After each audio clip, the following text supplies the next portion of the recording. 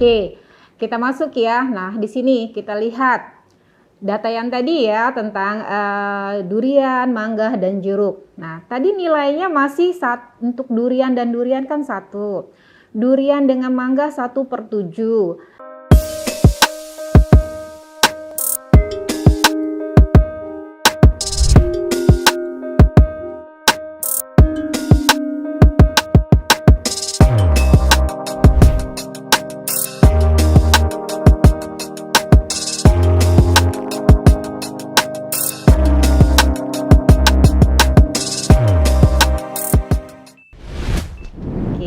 Ya. Nah, sekarang kalau seandainya kasusnya saya tambahin kriterianya misalnya ada jeruk, misalnya seperti itu. Nah, sama langkah yang harus kita lakukan untuk sesama kriteria itu poinnya bobotnya tetap 1. Jadi durian dengan durian 1, mangga dengan mangga 1, jeruk dengan jeruk 1. Nah, sekarang kita lihat dari kasusnya. Misalkan jika diketahui bahwa saya lebih menyukai mangga daripada durian, maka mangga kita kasih poin 7 di baris ya. Di baris mangga kita kasih poin 7. Sedangkan di kolom durian dengan mangga kita kasih poin 1/7 gitu ya. Next yang berikutnya jeruk misalnya. Saya lebih menyukai ya. Kalau di sini saya lebih menyukai mangga daripada jeruk. Saya lebih menyukai mangga daripada jeruk.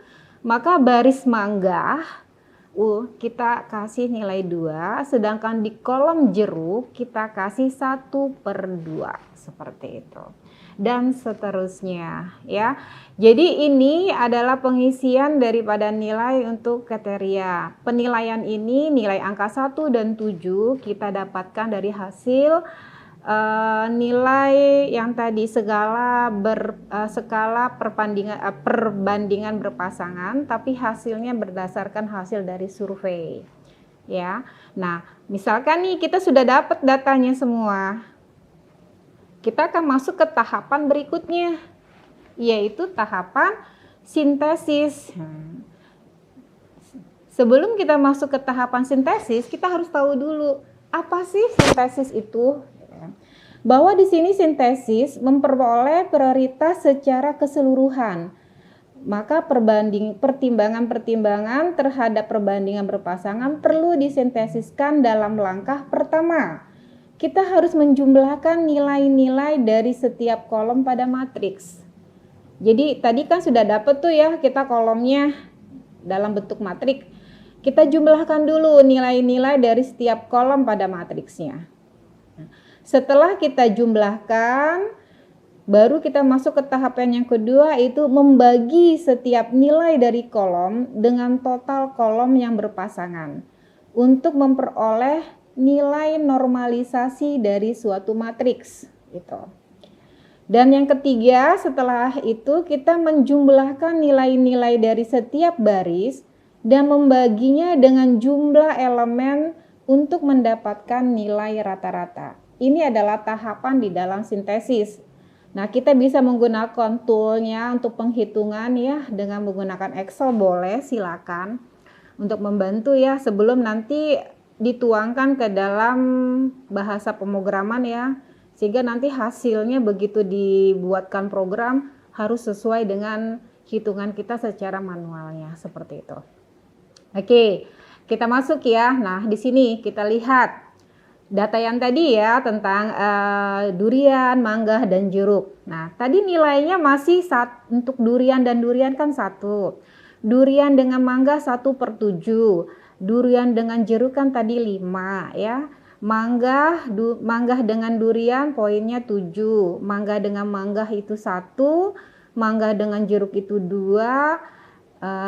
Jeruk dengan durian itu 1/5. Jeruk dengan mangga itu 1/2 dan jeruk dengan jeruk itu 1. Kita kalau mau menghitung rata-rata, kalau ingin mempermudah, kita bisa rubah ke dalam bentuk desimal. Seperti itu ya. Kita jumlahkan, maka kita dapat nih jumlahnya untuk setiap kriteria Setelah kita jumlahkan, kita cari ya normalisasinya atau nilai agennya yang seperti yang sudah dijelaskan di tahapan kedua dalam sintesis ya, bahwa nilai kriteria dibagi dengan jumlah dari suatu kriteria. Itu akan terdapat nilai normalisasi atau biasa disebut dengan nilai agen ya. Nah, setelah kita mendapatkan semua nilai agen, maka kita jumlahkan dan kita hitung rata-ratanya ya. Nah, setelah kita mendapatkan nilai rata-ratanya, maka nanti bisa kita lihat untuk mengukurnya. Nilai jumlah rata-rata itu harus sama dengan 1. Kalau dia kurang dari 1, itu berarti ada perhitungan yang salah ya. Jadi jumlah agen itu dijumlahkan terus ditotalkan, kalau dia sama dengan 1 berarti perhitungannya benar. Itu untuk tahapan di sintesis ya. Next, berikutnya kita akan masuk di tahapan yang keempat di dalam metode AHP, yaitu mengukur konsintensisnya ya. Nah, di sini dalam mengukur konsintensisnya kita ada beberapa hal yang harus kita lakukan ya. Tetapi juga harus diperhatikan bahwa dalam pembuatan keputusan tingkat konsistensis penting untuk diperhatikan karena kita tidak menginginkan keputusan itu berdasarkan pertimbangan dengan konsistensis yang rendah gitu ya. Nah, nilai konsistensis yang rendah dengan nilai maksimal konsistensis rasionya itu adalah kurang atau sama dengan 0,1 atau bisa dikatakan 10%. Jika dia 10% itu berarti nilai konsistensinya benar dan bagus itu. Nah, ada beberapa hal yang harus dilakukan ya. Yang pertama yaitu kita mengalihkan. Jadi mengalihkan setiap nilai pada kolom pertama dengan nilai prioritas relatif pertama ya. Nilai pada elemen kedua dengan prioritas relatif elemen kedua dan seterusnya. Itu pertama kali yang harus dilakukan dalam mengukur konsistensis data. Yang kedua yaitu jumlahkan setiap barisnya. Ya, bukan kolom ya, jumlahkan setiap baris. Itu. Yang ketiga, hasil dari jumlah baris itu dibagi dengan elemen prioritas relatif yang bersangkutan. Itu kita jumlahkan. Setelah kita menjumlahkan, next kita akan masuk ke tahapan berikutnya, itu adalah jumlahkan hasil bagi di atas dengan banyaknya elemen yang disebut dengan nilai 1 maksimal. Seperti itu. Ya. Nah, di sini kita bisa lihat setelah kita menghitung rata-ratanya dengan cara jumlah dibagi dengan banyaknya kriteria. Ya, di sini kriteria kita 3 ya, yaitu durian, mangga, dan jeruk seperti itu. Nah, dalam menghitung konsistensis rasio CR itu kita masuk dengan rumus CR sama dengan CI dibagi IR. Nah, di mana CR itu adalah konsistensis rasio.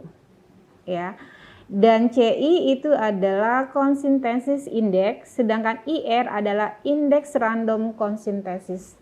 Nah, oke, kita akan mulai menghitung nilai dari konsistensis rasionya ya. Dimana katanya CR sama dengan CI dibagi IR. Berarti kita harus tahu dulu dong CI ya.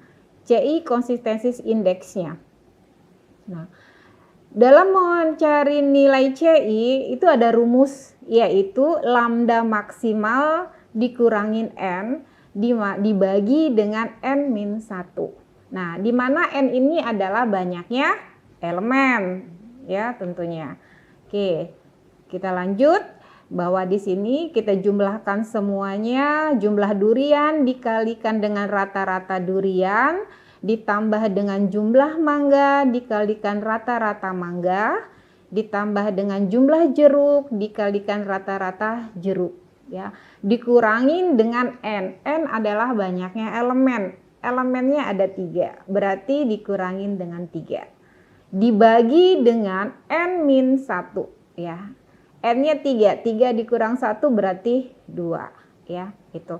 Sehingga didapat nilai CI-nya adalah 0,713517. Seperti itu. Ya. Ini udah dapat nih kita nilai CI-nya. Nah, sekarang kita lihat nilai IR-nya.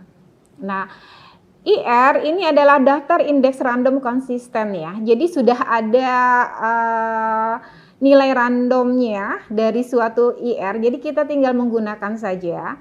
Di mana di sini N di sini adalah banyaknya kriteria. Kalau kita kriterianya 1, maka nilai RI-nya atau nilai RI-nya adalah 0,00 ya. Kalau N-nya itu ada 2, 3, 4 dan seterusnya, kita bisa lihat di kolom ini ya.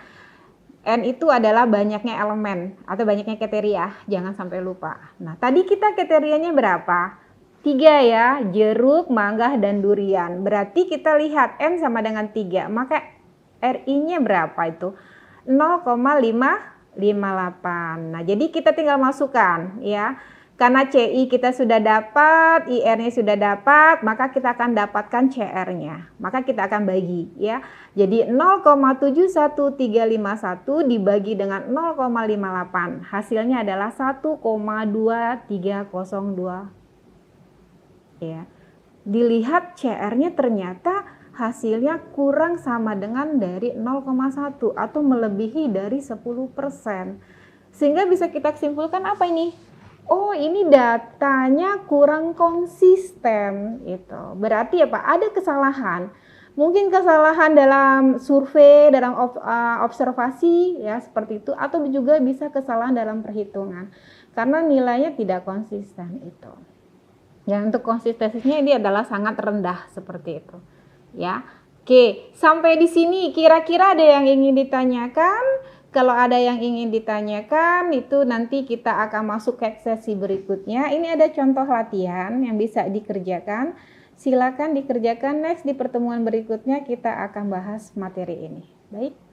Pertemuan kita hari ini saya cukupkan sekian dulu. Selamat siang dan assalamualaikum warahmatullahi wabarakatuh.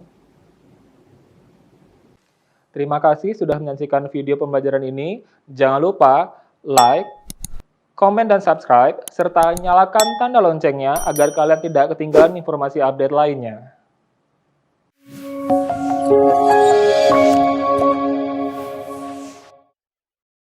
Selanjutnya, kita saksikan video Profil Universitas Teknokrat Indonesia.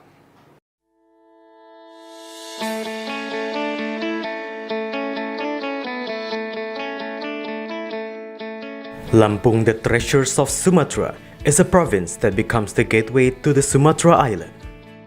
Lampung has 2 municipalities and 13 districts, consisting of 234 sub-districts. The province, with an area of 35,587 km squares, owns millions of extraordinary natural beauty. Education in Lampung province is also highly considered and colored by the existence of Universitas Teknokrat Indonesia.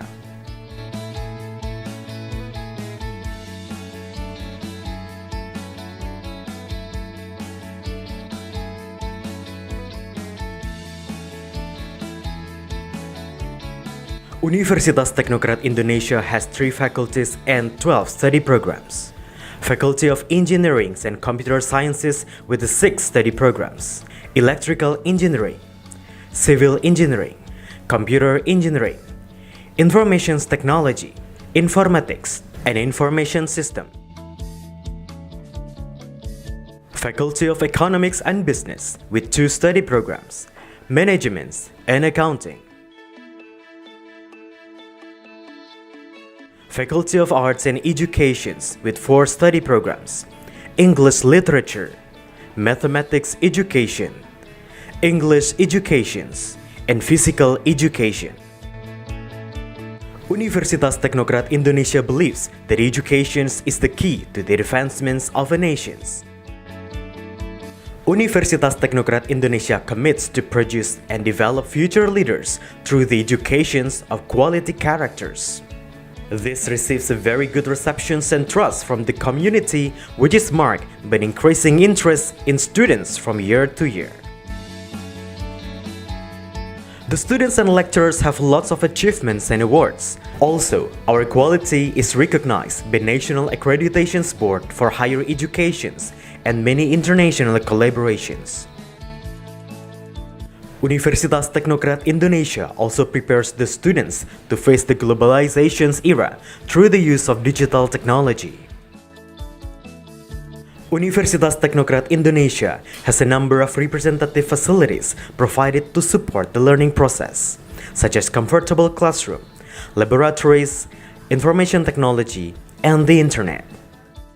Our vision is to be an excellent university in Sumatra with international standard and able to play an active role in nation building through 3 pillars of higher educations, comprising educations, research, and community service. We have graduated outstanding students who can be accepted in state agencies and other large companies. At Universitas Teknokrat Indonesia, the students and lecturers are encouraged to create and innovate by creating products and services that benefit the community through research activities and community services. In an effort to achieve its visions and missions, the academics of Universitas Teknokrat Indonesia are guided by the organizational culture values of discipline, quality, creative, and innovative. To support the quality of learning processes, we have very complete and sophisticated facilities, including digital-based smart classroom, hotspot in campus area, sport facilities, auditorium, and students' hall. Come and be a part of us, the Campus of Champion, Universitas Teknokrat Indonesia.